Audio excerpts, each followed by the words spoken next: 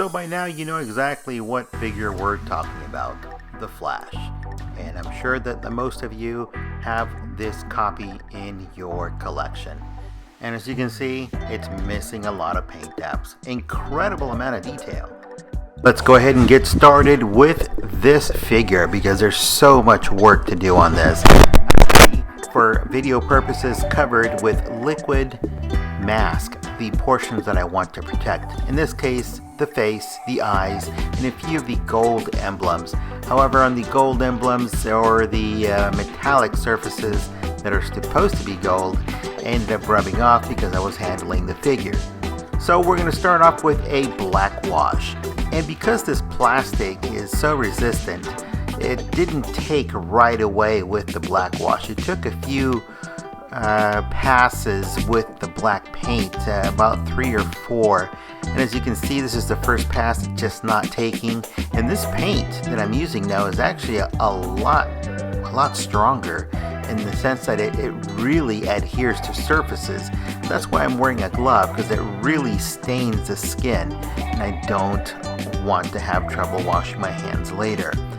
So because this black wash is going to be difficult to add, you have to keep an eye out for the tone that you're applying to each of the appendages, the legs, the arms, etc.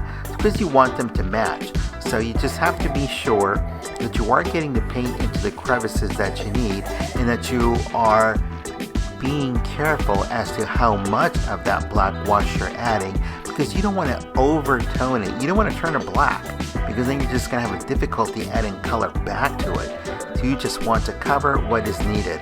As you can see, it's already changing the color of the red. It's taking it to a darker red. And essentially that's what we want, because we want more realism to the figure. But at the same time, we don't want to obliterate the color that then we don't have any red left in the figure. So just be careful as you are applying the black wash. So as soon as you finish with the black wash, make sure you let it dry thoroughly. Then come back and spray it with Mr. Super Clear or your choice of clear coat. But you want a matte finish because you want to continue working with paint on top of the surface so that you can finish the details that are so hidden along the edges and all of the design work. Now, if you don't cover it with a clear coat, what's going to happen is as you handle the figure while you're working it, just the oils in your hand will erase your work. You don't want to do that. So now we're going to go back in with an airbrush, and we're going to hit just the highlight areas in just the standard red. Now because we added a black wash, that's going to be now a base coat for this red to be changing color and causing a transition. And remember, because it is acrylic, it is not going to happen on the first pass. You may have to go over it 3 or 4 times to build up that highlight to get that transition. And this is where the airbrush is so critical and so essential to get this type of work done.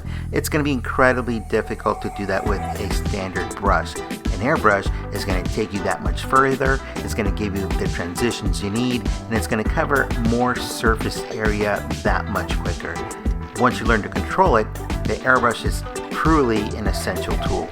So I used several photographs to go off of to finish the project, and I noticed there was red in some of the black areas like in the abdomen, and I wanted to make sure I had that red in there. Well, this is where the airbrush comes in really handy because you can put in those subtle tones with minimal effort. Now once you have everything painted in just the way you want to see it, you have to make sure to come back and seal it with a protective clear coat. In this case I used Mr. Super Clear that comes in a spray can, and it ends up in a matte finish. Well, I chose the matte finish because it allows you to continue to paint the surface that you're working on. Later on we'll go back in and finish off sections of the armor plating in the high gloss clear coat, and that's going to be a Tamiya, the X22, but I'll show you that later. If you don't cover or protect your work, what's going to happen is that as you continue to handle the figure, just the oils on your hands could end up rubbing off that paint, and you're just going to be back to square one, and that's just going to be frustrating. And starting over on a figure that has this much work and detail involved into it, it's just something you want to avoid entirely. So protect the work between all of the painting that you do. You paint a section, cover it, paint another section, and cover it again. And by now you should have a few clear coats already established on the figure.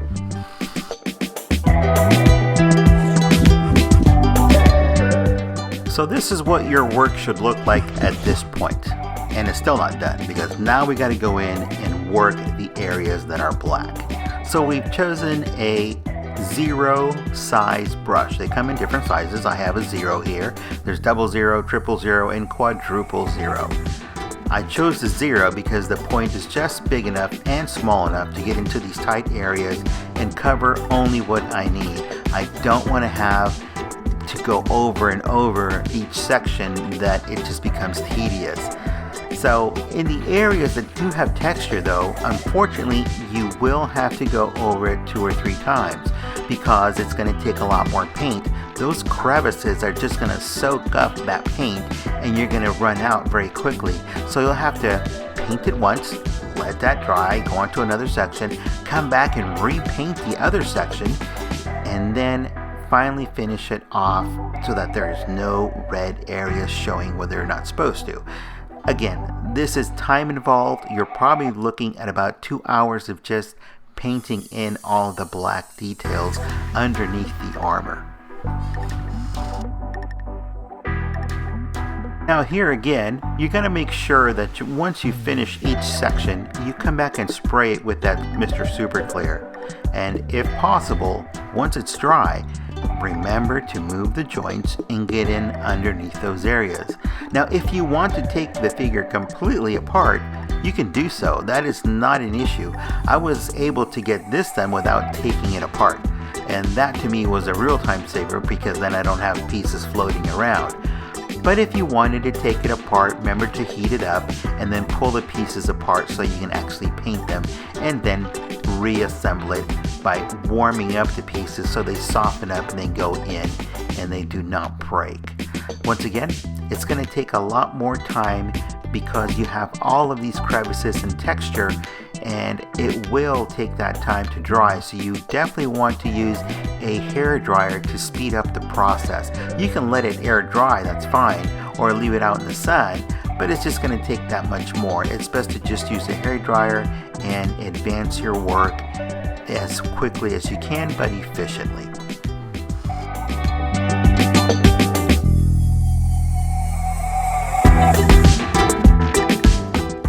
So this is where you should be at this point. All of your blacks are ready to go. However, we're still not done. There's still a long way to go. So we're going to go in and we're going to take a close look at the figure. As you can see, it's all a matte finish. There are no highlights and gloss yet, but we've covered the areas, and you're going to have to pay attention to the back of the helmet and the neck because there's a lot of detail there. It's going to be time consuming there as well, but it really makes a difference when you actually go into those details. Now, there are some details in the legs that ended up not taking as well as I liked. So I'm going to go back in there and hit it again with that black wash so that it actually adheres to it. And you want to do all of that before you even start painting your golds and painting anything else like these wires that go across his chest. And they're not actually white, they're actually silver. They just look white because they reflect back the light. But underneath all of those wires, or next to those wires, there's these tiny little rivets, and I was only able to see those by using the magnifying goggles and getting in there and then painting those in. But that's what really makes a difference on this figure, all of those details. So let's go into getting some of the detail back onto the legs. And I'm going to use the same brush, the number 0 brush, and add a little bit of that black wash one more time, and then use the sponge to rub it into the actual plastic. So it's going to take a few passes, and there's just a few spots that I missed, but in this little segment of the video, I'll let the video run, you'll see how many spots I actually missed on the first pass.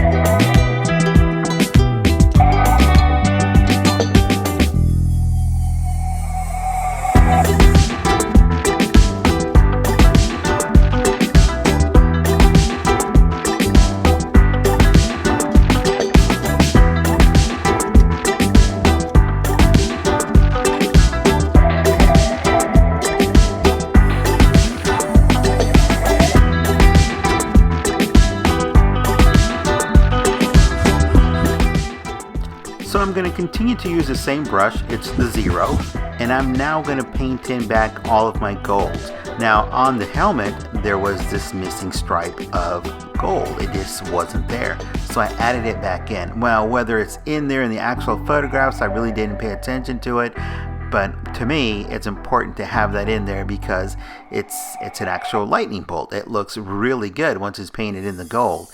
It totally got lost just by being in the red.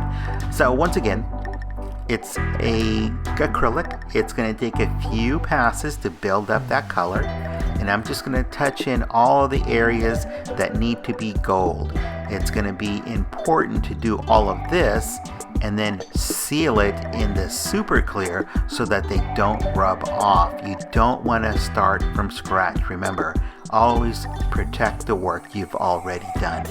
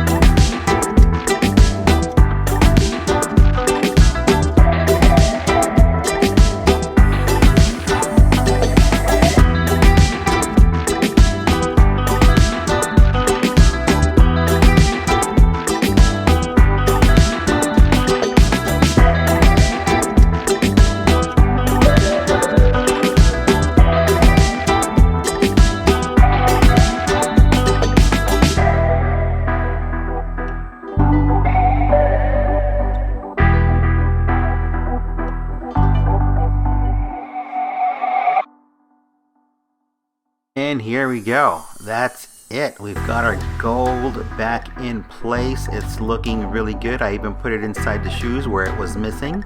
Wasn't there at all before.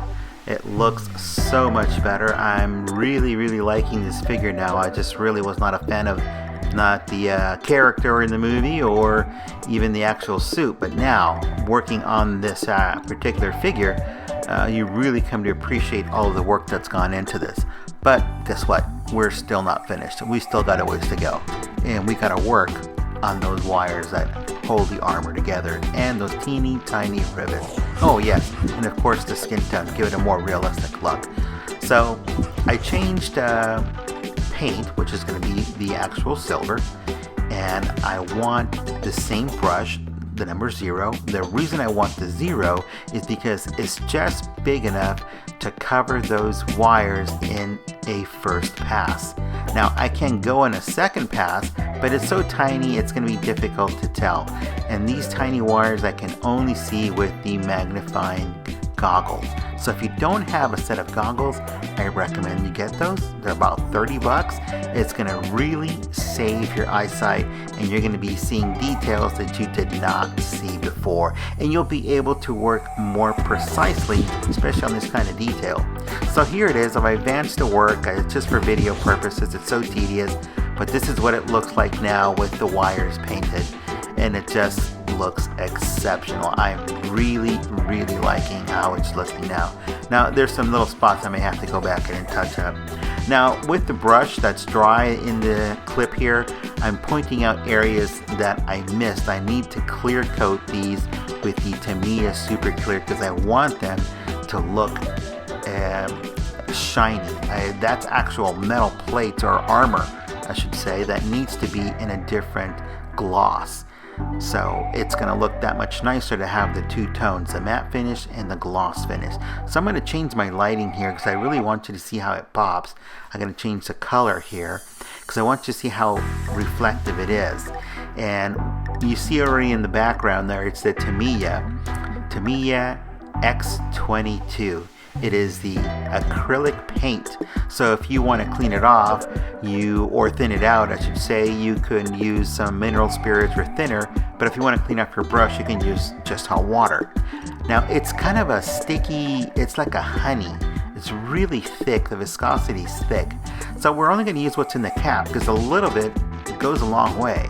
And if you apply it thick, it's not going to be any shinier. So a thin coat is just enough to make that material or that plate look like it's an armored metal plate. If you go back in over it with another second coat or a third or fourth coat, the only thing you're doing is prolonging the dry process. So one coat, take it to the hairdryer, boom, it's dry, it's ready to go, you can handle it. Of course, once you've done this, do not go back in and hit it with Mr. Super Clear because it's going to be a matte finish. So you only want to apply it to specific areas and any other areas you may have missed. And if you did miss any, once it's dry, you're going to be able to see the difference because it's going to be shiny and the other one's going to be dull. But that's okay. You can go back in and hit it again and match it up, and once it's dry, it's going to blend in. This stuff looks so nice once it's applied. We applied it to the helmet. The helmet looks just that much better. Even with all the details that are in there, like the back of the neck, it just looks really good. It really stands out as what it was before. So out of package, it was just this dull, boring red and black plastic. And now you can really say that it's an action figure. The play value of this figure really comes into light. Now, the video clip that you saw in the beginning had some lights in it. I did not add lights to the figure. It's just not feasible. It's just, you would destroy a lot of the work, a lot of the detail in doing so. And those goofy little blue clips, plastic, they're just junk. They just don't function really the way they should. They should have been magnetic pieces is what they should have been. And that's maybe something that I'll do later on. But for now, this is what we are working with. Applying now to the leg the clear coat that's going to be a nice gloss finish. And you can see here the gloss that picks up, not just because it's wet, but it's going to look that glossy once it's dry. So let me advance the video toward the end of this so you can see the initial or product work finalized with the gloss.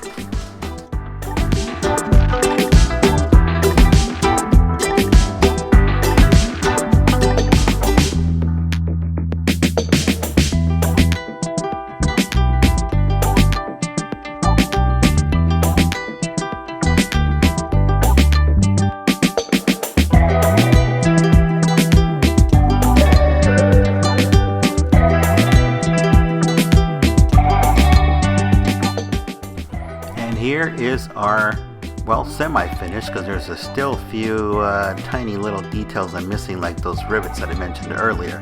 But here you can see that the gloss really does take on a different look. There's a few spots I missed here.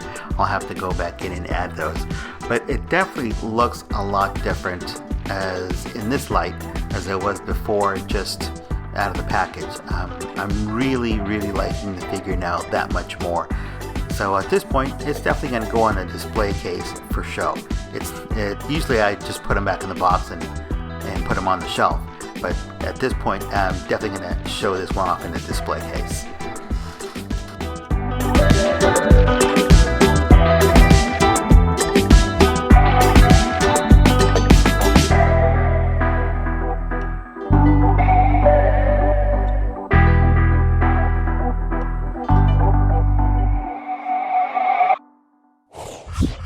So I'm going to switch brushes now, and this is a quadruple 0. And if you look at the tip of the brush, it's incredibly tiny, very minuscule. So I'm going to switch, of course, to using my goggles, and I'm only going to hit those teeny tiny rivets, and this tiny point is going to give us a tiny little dot, and you are only able to see those if you've got those goggles. So if you got great eyesight, awesome, more power to you. I don't. I need those goggles to get in this tight.